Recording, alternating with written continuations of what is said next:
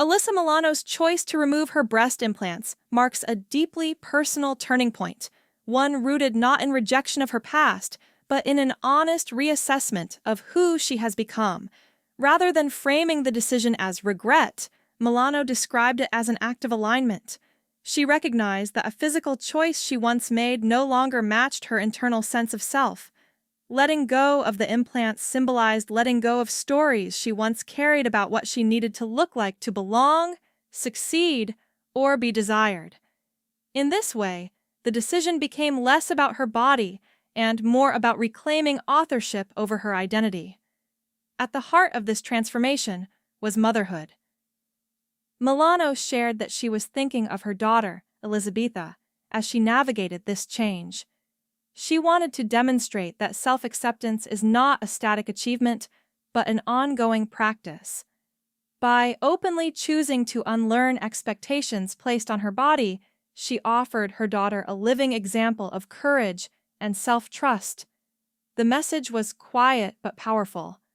A woman's worth is not something she earns through appearance, but something she honors through self-respect, emotional awareness, and the freedom to evolve. Importantly, Milano was careful to emphasize that her journey is not a universal prescription. She spoke with respect and openness about women who feel empowered or healed by cosmetic surgery, acknowledging that confidence and autonomy can take many forms. Her choice, she explained, was simply her own. By affirming that she remains whole, capable, and lovable without her implants, she reinforced a broader truth. That value is not created or diminished by physical features, but by the relationship one has with oneself. After the procedure, Milano shared a glimpse of her recovery that felt intimate and human. She described resting at home, cared for by her mother, and comforted by simple nourishment. The image was tender, grounding her public declaration in everyday vulnerability.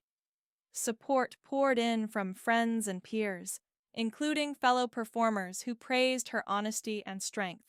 Their encouragement highlighted how moments of personal change, when shared openly, can foster collective understanding and solidarity. Reflecting on her early career, Milano also revisited the cultural landscape that shaped many of her choices. She acknowledged the hypersexualized environment of 1990s Hollywood, where young women were often reduced to narrow archetypes. In naming these pressures, she gave voice to experiences shared by countless others who felt constrained by an industry that prioritized image over authenticity. Her reflection was not bitter, but clear-eyed, an acknowledgement of survival, growth, and hard-won clarity. Today, Milano stands in a place of grounded confidence.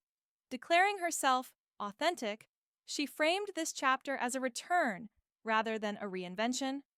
Her story serves as a reminder that authenticity is not about perfection or permanence, but about listening inward and responding with honesty. In choosing herself, she offers an invitation, not to follow her path, but to courageously define one's own.